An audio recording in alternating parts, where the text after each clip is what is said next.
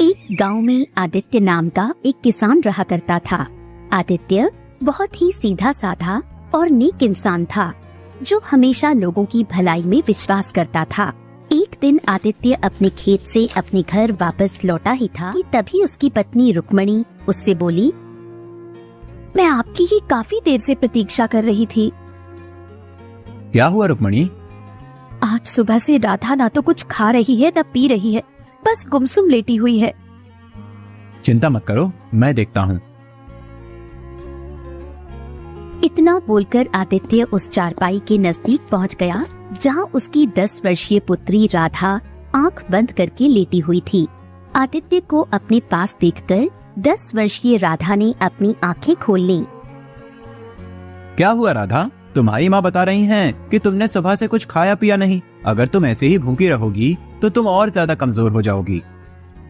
पिताजी, मुझे भूख नहीं लग रही और मेरे शरीर में पूरी तरह से दर्द हो रहा है। राधा की बात सुनकर आदित्य की आंख में आंसू आ गए, क्योंकि आदित्य की 10 वर्षीय पुत्री राधा काफी समय से बीमार चल रही थी। आदित्य अपनी आंखों से आंसू पोंछते हुए बोला, चिंता मत कर राधा, तू बिल्कुल स्वस्थ हो जाएगी। इतना बोलकर आदित्य अपनी पत्नी के पास आकर खड़ा हो गया। आखिर आप राधा को और मुझे कब तक झूठी तसल्ली देते रहेंगे? आखिर मेरी पुत्री को ऐसी कौन सी बीमारी लग गई है जो वो ठीक होने का नाम ही नहीं ले रही? तुम चिंता मत करो रुक्मणी, राधा की वजह से ही मैं खेत में कड़ी मेहनत कर रहा हूँ। मेरी फसल गाँव में सबसे ज्यादा अच्छी उगी है। कल फसल की कटाई है। कल मैं फसल को राज्य में अच्छे दामों में बेच कर आऊंगा और उसके बाद हम अपनी पुत्री राधा का किसी अच्छे वैद्य जी के पास इलाज कराएंगे। हमारी बेटी ठीक तो हो जाएगी ना? रुक्मणी, मैं हमेशा लोगों की भलाई के बारे में सोचता हूँ और बचपन से मैंने एक ही बात सीखी है, कर भला तो हो भला। मैंने किसी का बुरा नहीं किया, तो विश्वास करो मेरे साथ भी बुरा नहीं होगा। इतना बोलकर आदित्य अपने घर से बाहर चला गया। कुछ देर तक आदित्य गहरी सोच में गुमसुम चलता हुआ झोपड़ी के पास खड़ा हो गया। उस झोपड़ी के बाहर एक बूढ़ा व्यक्ति बैठा हुआ था, जो कि आदित्य के गांव का एक बहुत बड़ा वैद्य था। वैद्य आदित्य की ओर देखकर बोला, क्या हुआ आदित्य? तुम्हारे चेहरे पर चिंता की लकीरें क्यों झलक रही हैं? आज मेरी पुत्री राधा ने सुबह से कुछ नहीं खाया और आज मेरी पत्नी भी मुझसे पूछ रही थी कि आखिर राधा को ऐसी कौन सी बीमारी लग गई है जो वो ठीक होने का नाम ही नहीं ले रही। इतना बोलकर आदित्य फूट फूट कर रोते हुए वैद्य से दोबारा बोला, अब मैं अपनी पत्नी से ज्यादा दिन तक झूठ नहीं बोल पाऊंगा। आदित्य की बात सुनकर वैद्य कुछ देर तक गहरी सोच में गुम रहे। कुछ देर बाद वो आदित्य के चेहरे को बहुत ही गौर से देखते हुए बोले, देखो आदित्य, मैंने तुमसे पहले ही कहा था कि तुम्हारी पुत्री को एक विचित्र बीमारी है और उसका इलाज संभव नहीं है। लेकिन मैं तुमसे ये नहीं कहूँगा कि तुम उसका किसी दूसरे वैद्य से इलाज नहीं करवाओ। केशव नगर राज्य में एक बहुत बड़े वैद्य रहते हैं, जो कि मेरे गुरुजी भी हैं। तुम्हें जाकर उनसे मिलना चाहिए, परंतु वहां जाने से पहले तुम्हें धन का इंतजाम कर लेना चाहिए। कल मैं अपनी फसल काट कर राज्य में अच्छे दामों पर बेच कर आऊंगा और फिर उसके बाद मैं अपनी पुत्री को उन्हीं वैद्य के पास ले जाऊंगा जो आपके गुरु हैं। मुझे विश्वास है कि मेरी पुत्री सही हो जाएगी। ईश्वर करें ऐसा ही हो। वैद्य की बात सुनकर आदित्य अपने घर पर चला गया।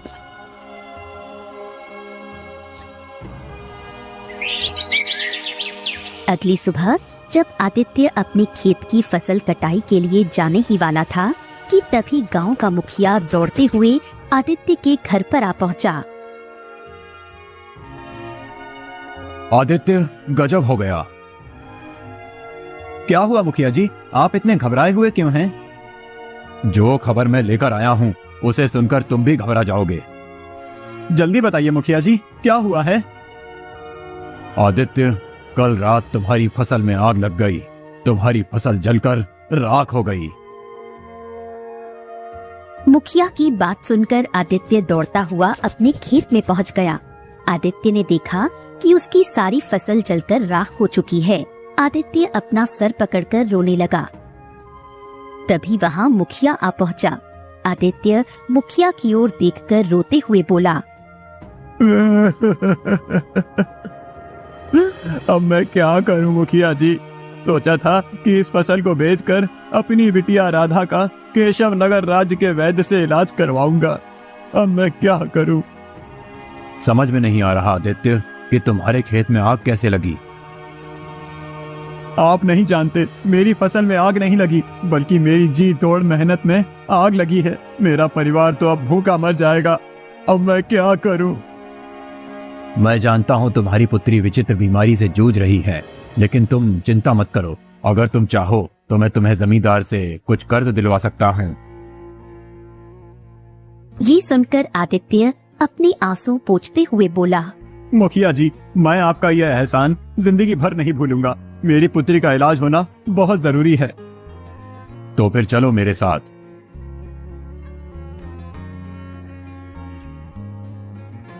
मुखिया आदित्य को जमींदार के घर पर ले गया और जमींदार को सारी घटना बताते हुए बोला, जमींदार जी, आदित्य को इस समय धन की बहुत आवश्यकता है। उसकी फसल जलकर राख हो गई है। उसके घर में खाने को खाना नहीं है। ऊपर से उसकी पुत्री एक विचित्र बीमारी से जूझ रही है। इस बेचारे के ऊपर तो एक साथ आफतों के पहाड़ टूट पड़े हैं। ठीक है, मैं इसे धन देने के लिए तैयार हूँ, लेकिन कुछ महीनों बाद मेरी पुत्री मोहिनी का विवाह होने वाला है। इसे सारी रकम ब्याज सहित वापस लौटानी होगी। मैं तैयार हूँ जमींदार जी। आप मुझे कर्ज के रूप में जितना भी धन दे देंगे, मैं उससे दोबारा खेती करने के लिए बीज खरीदूंगा और अपनी पुत्री का इलाज भी करवाऊंगा।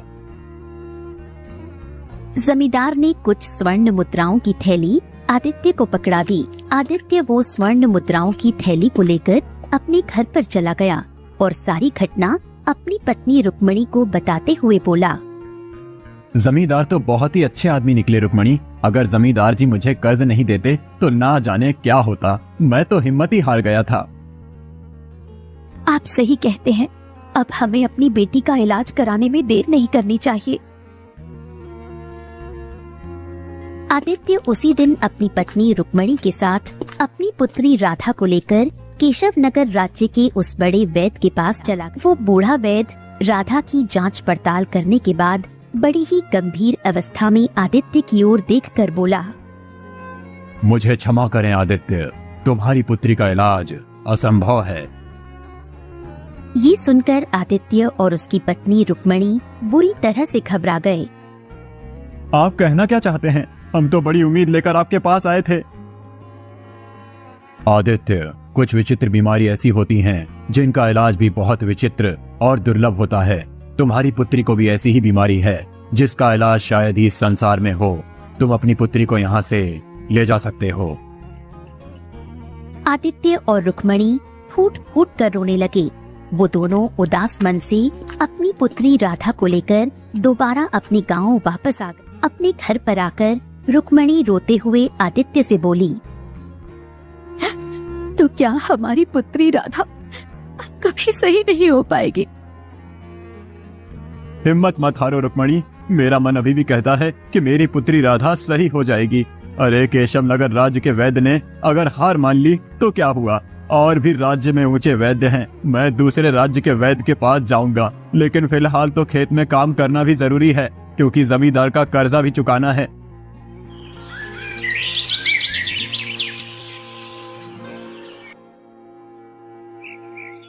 अगले दिन आदित्य कुछ बीज खरीदकर अपने खेत में बोने गया ही था कि तभी वहाँ पर जमींदार अपने साथी बलिया के साथ आ पहुँचा और आदित्य की ओर देखकर बोला, मुझे मेरा कर्ज सूद सहित वापस चाहिए।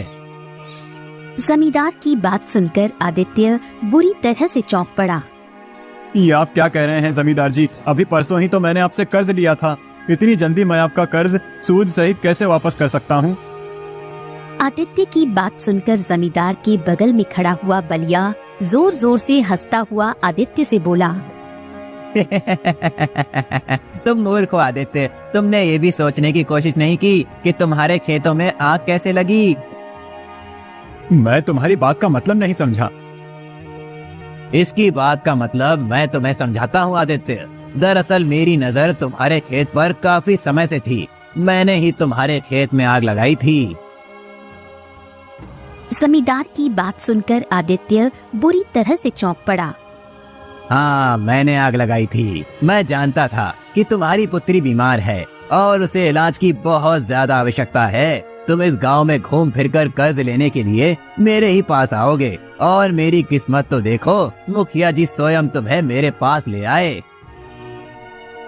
ये तो गलत है जमींदार। किसी की मुसीबत का फायदा उठाकर कभी भी कोई इंसान सुख से नहीं जी पाया। ये बातें सिर्फ सुनने में अच्छी लगती हैं आदित्य। इससे पहले कि मैं तुम्हें तुम्हारे खेत से धक्के मारकर बाहर निकालूं, यहाँ से निकल जाओ। आज से ये मेरा खेत है, क्योंकि मैं जानता हूँ कि तुम मेरी रकम सूद सहित 7 जन्मों तक नहीं चुका सकते। आदित्य समझ गया कि जमींदार की उसके खेत पर बुरी तरह से नीयत खराब हो चुकी है। आदित्य निराश होकर आंखों में आंसू लिए हुए अपने घर की ओर चल पड़ा। आदित्य आधा रास्ता पहुंचकर एक वृक्ष के नीचे फूट फूट कर रोने लगा। आदित्य को नहीं पता था कि जिस वृक्ष के नीचे वो रो रहा था, उस वृक्ष के पीछे एक साधु बैठे हुए थे। आदित्य के रोने की आवाज सुनकर अचानक वो चौंक पड़े।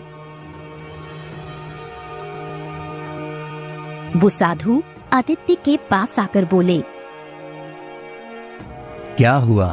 तुम रो क्यों रहे हो? आदित्य रोते हुए सारी घटना साधु को बताते हुए बोला, मेरी पुत्री मौत की कगार पर खड़ी हुई है और मेरा खेत भी जमींदार ने मुझसे छीन लिया। तुम्हारे साथ वास्तव में बहुत बुरा हुआ है। अगर तुम्हारे साथ इतना बुरा नहीं हुआ होता तो मैं तुम्हें एक रहस्य कभी नहीं बताता। कौन सा रहस्य साधु महाराज? एक ऐसा रहस्य जिससे तुम्हारी पुत्री की विचित्र बीमारी सही हो सकती है और तुम इतने धनवान हो सकते हो जिसकी तुम कल्पना भी नहीं कर सकते। साधु की बात सुनकर आदित्य चौंकते हुए बोला, साधु महाराज, मैं केवल यही चाहता हूँ कि मेरी पुत्री स्वस्थ हो जाए। धन का क्या है, धन तो आता जाता है। धन तो मैं कभी भी मेहनत करके भी कमा सकता हूँ। मुझे तुम्हारी ये बात बहुत अच्छी लगी। अब मेरी बात ध्यान से सुनो। यहाँ से कुछ दूर एक घना और विचित्र जंगल पड़ता है। कहते हैं कि उस विचित्र जंगल में एक बहुत ही सुंदर झील बहती है। उस झील के किनारे एक दुर्लभ जादुई कमल का फूल उगता है। वो फूल केवल वही व्यक्ति प्राप्त कर सकता है जिसका मन लोभ और ईर्ष्या से दूर हो और जिसके मन में दूसरों के प्रति प्रेम और दया की भावना हो। जैसे ही तुम उस फूल को अपनी पुत्री के शरीर से स्पर्श करोगे, तुम्हारी पुत्री सही हो जाएगी। और अगर तुम एक बार उस विचित्र जादुई फूल से जितना भी धन मांगोगे, तुम्हारे पास उतना ही धन आ जाएगा। उसके बाद वो फूल गायब हो जाएगा, परंतु उस फूल तक पहुंचना बहुत ही असंभव काम है। साधु की बात सुनकर आदित्य बड़े ही आत्मविश्वास भरे लहजे में बोला, अपनी पुत्री की जान बचाने के लिए मैं बड़े से बड़ा खतरा उठाने के लिए तैयार हूँ साधु महाराज। तो फिर देर मत करो, यहाँ से दाईं ओर दिशा में मुड़ जाओ।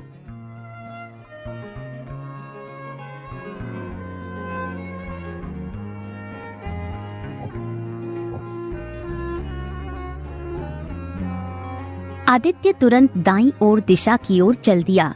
आदित्य सुबह से लेकर शाम तक पैदल चलता रहा। रात तक आदित्य बुरी तरह से थक चुका था। आदित्य के पैर जवाब दे चुके थे। थक हार कर आदित्य एक घने वृक्ष के नीचे कुछ देर आराम करने के लिए बैठ गया। आदित्य आराम करने के लिए बैठा ही था कि आदित्य ने देखा एक सुंदर हिरण उसकी कुछ ही दूरी पर दौड़ता हुआ आकर खड़ा हो गया। अगले ही पल झाड़ियों से एक शेरनी निकलकर हिरण के ठीक सामने आकर खड़ी होकर उसे घूरने लगी। शेरनी को देखकर हिरण बुरी तरह से डर गया। आदित्य इस दृश्य को बड़े ही गौर से देख रहा था। हिरण वहाँ से भागने ही वाला था कि तभी शेरनी मनुष्य की आवाज में हिरण से बोली, तुम मुझसे ज्यादा तेज नहीं भाग सकते। शेरनी के मुंह से इंसानी आवाज सुनकर आदित्य बुरी तरह से चौंक पड़ा। तभी हिरण भी इंसानी आवाज में शेर से बोला, मुझे जाने दो। नहीं, मुझे बहुत जोरों की भूख लगी है, मैं तुम्हें नहीं जाने दे सकती। तभी हिरण दया भरी नजरों से आदित्य की ओर देखते हुए बोला, तुम तो मनुष्य हो, क्या तुम मेरी जान बचा सकते हो? न जाने क्यों हिरण के ऐसा बोलने पर आदित्य को हिरण के ऊपर बहुत तरस आ गया। आदित्य शेरनी की ओर देखकर बोला, तुम तो शेरनी हो, फिर तुम इंसान की आवाज में कैसे बात कर सकती हो? मैं एक मायावी शेरनी हूँ। अगर तुम मायावी शेरनी हो तो फिर ये हिरण भी मायावी हुआ, तुम इसे छोड़ दो। मैं इसे एक ही शर्त पर छोड़ सकती हूँ। कौन सी शर्त? इसके बदले में तुम्हें अपना भोजन बनाऊंगी। क्या तुम इसके लिए तैयार हो? शेरनी की बात सुनकर आदित्य गहरी सोच में डूब गया। कुछ देर बाद आदित्य शेरनी की ओर देखकर बोला, मुझे एक विचित्र जादुई फूल की तलाश है। उस फूल के द्वारा ही मेरी बेटी की बीमारी सही हो सकती है।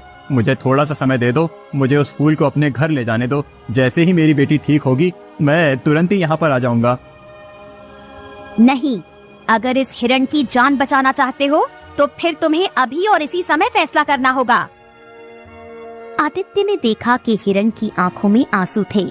हिरण बड़ी मासूमियत भरे अंदाज में आदित्य से बोला, मेरी माँ मेरा इंतजार कर रही है। अगर मैं समय पर अपनी माँ के पास नहीं पहुँचा तो उन्हें बहुत दुख होगा, और अगर उसे पता चला कि मुझे शेर खा गया तो वो जीते जी मर जाएगी। ये दुख सुनकर आदित्य शेरनी से बोला, ठीक है, तुम इस हिरण को जाने दो, तुम मुझे खा सकती हो। कर भला तो हो भला। अगर मैं इसका भला करना चाह रहा हूँ तो मुझे विश्वास है कि मेरा भी भला होगा। आदित्य ने इतना कहा ही था कि तभी हिरण रंग बिरंगी किरणों के साथ वहाँ से गायब हो गया और शेरनी रंग बिरंगी किरणों के साथ एक सब्जी में परिवर्तित हो गई। ये देखकर आदित्य आश्चर्य में पड़ गया। सुंदर लड़की आदित्य की ओर देखकर बोली, मैं वन देवी हूँ। वर्षों से मनुष्य उस विचित्र और जादुई फूल की तलाश में इस स्थान पर आते हैं। मैं उनकी इसी तरह परीक्षा लेती हूँ, परंतु तुम पहले मनुष्य हो जो इस परीक्षा में पास हुए हो। अपनी आंखें बंद करो। कुछ क्षण बाद जब तुम अपनी आंखें खोलोगे तो स्वयं को एक झील के पास पाओगे। तुम्हें वो जादुई कमल का फूल उस झील के किनारे खिला हुआ मिल जाएगा। उस फूल को तोड़ने के बाद अपनी आंखें बंद कर लेना। कुछ क्षण बाद जब तुम आंखें खोलोगे तो स्वयं को अपने गांव की सीमा पर पाओगे। आदित्य ने तुरंत अपनी आंखें बंद कर ली। क्षण के बाद जब आदित्य ने अपनी आंखें खोली तो उसने अपने आप को एक सुंदर झील के नजदीक पाया, जिसके किनारे एक चमकता हुआ कमल का फूल खिला हुआ था। लगता है ये वही कमल का फूल है जिसके बारे में साधु महाराज बता रहे थे। आदित्य ने तुरंत उस कमल के फूल को तोड़ लिया और अपनी आंखें बंद कर ली। कुछ क्षण बाद जब इन्हें अपनी आंखें खोली तो उसने अपने आप को अपने गांव की सीमा पर पाया। आदित्य दौड़ता हुआ अपने घर की ओर चला गया। आदित्य अपने घर पहुंचा ही था कि तभी उसने देखा कि आदित्य के घर पर जमींदार पहले से मौजूद था। जमींदार रोता हुआ बोला,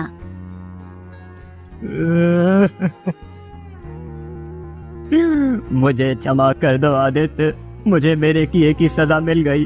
कल रात मेरी बेटी बुरी तरह से बीमार पड़ गई। मैंने बड़े बड़े वैद्य को उसे दिखाकर देख लिया, परंतु वो ठीक नहीं हुई। वैद्य का कहना है कि वो बच नहीं सकती। अब मुझे एक नहीं बल्कि दो अर्थी का इंतजाम करना है। मेरी पत्नी मेरी बेटी से बहुत प्रेम करती है। अगर मेरी बेटी इस दुनिया में नहीं रही तो उसकी माँ भी उसकी मौत का सदमा बर्दाश्त नहीं कर सकेगी। मेरे हाथ में जो ये कमल का फूल देख रहे हो, ये एक चमत्कारी फूल है। अगर इसे अपनी बेटी के शरीर से स्पर्श करोगे तो वो बिल्कुल स्वस्थ हो जाएगी। मैं इसे विचित्र जंगल से अपनी बेटी की बीमारी को ठीक करने के लिए तोड़कर लाया था। तब तो तुम्हें अपनी बेटी को ठीक करना चाहिए आदित्य। मुझसे तुम्हारा दुख देखा नहीं जा रहा। तभी वो फूल आदित्य के हाथ से गायब हो गया और रंग बिरंगी किरणों के साथ एक सुंदर पुरुष पर प्रकट हो उठा। सुंदर पुरुष आदित्य की ओर देखकर बोला, तुम वाकई मन के सच्चे इंसान हो आदित्य। तुम्हारे कारण मैं आज श्राप से मुक्त हो गया। तुम जिस झील के किनारे से वो कमल का पुष्प तोड़कर लाए थे, मैं उस झील का मायावी राक्षस था। मैं एक दिन एक साधु की साधना को भंग कर बैठा। साधु ने क्रोध में आकर मुझे श्राप दे दिया और मैं कमल के फूल में परिवर्तित हो गया। कुछ देर बाद साधु को मुझ पर दया आ गई और उसने मुझसे कहा कि जब भी कोई व्यक्ति जिसका मन सोने की तरह शुद्ध होगा तुझे तोड़ेगा तो श्राप से मुक्त हो जाएगा। तुमने मुझे श्राप से मुक्त किया है आदित्य, मांगो, क्या मांगते हो? पहले तो मैं ये चाहता था कि मेरी बेटी की बीमारी सही हो जाए, परंतु अब मैं चाहता हूँ कि जमींदार की बेटी की बीमारी भी सही हो जाए। तुम इससे अधिक और भी मांग सकते हो। बस मैं यही चाहता हूँ कि मैं जीवन भर स्वस्थ रहूं, क्योंकि मनुष्य का असली धन स्वास्थ्य होता है। ठीक है आदित्य, ऐसा ही होगा। इतना बोलकर वो सुंदर पुरुष वहां से गायब हो गया और आदित्य की बेटी ठीक हो गई। जमींदार आदित्य की ओर देखकर बोला, मुझे माफ कर दो आदित्य, मैंने तुम्हारे साथ कितना गलत किया, उसके बाद भी तुमने मेरी मदद की। मैं तुम्हारे खेत वापस करता हूँ और तुम्हें दिया हुआ कर्ज भी मैं माफ करता हूँ।